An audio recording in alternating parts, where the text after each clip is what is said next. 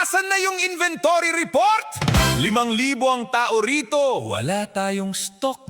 Anong inventory? Zero balance tayo, boss. Sabihin mo umuwi na sila.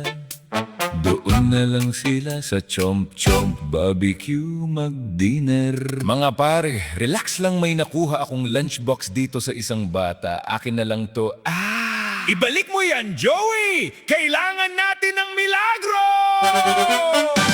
Ako'y isang planner, taga-bilang ng supply. Pero ngayon ang demand umaabot sa sky. Wala na sa budget, nag-crash ang power buy. Ang daming taong gutom, ako'y mapapakry. Kung i-compute natin to, kailangan ng milyones para lang mapakain ang ganitong karaming peyones.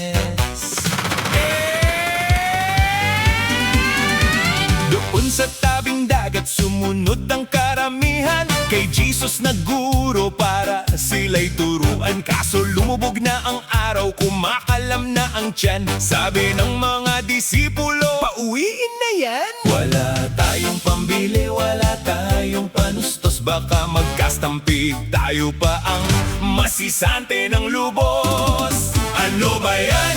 5 tinapay at 2 maliit na isda. Sardinas ba yan? Paano pa kakainin ng 5,000 pamilya? Walang logic, walang mat na pwedeng mag-explain. Kulang pa to sa akin, ako'y mako-complain. 5 tinapay, 2 isda. Naku po, anong petsa? Mas marami pa ang buto kesa sa laman ng mesa. Lumapit si Andres, may hinilang isang bata. Panginoon, may baon po siya, kaso nga lang sobrang fita. Kinuha ni Jesus ang baon at pinaupo ang lahat. Sabi ko sa sarili ko, ako dito sasapahin natin sa kumpol-kumpol. Tigli-5 ang bilang, pinikit ko ang mata ko. Baka tayo'y abangan. Tumingala siya sa langit at siya ay nagpasalamat.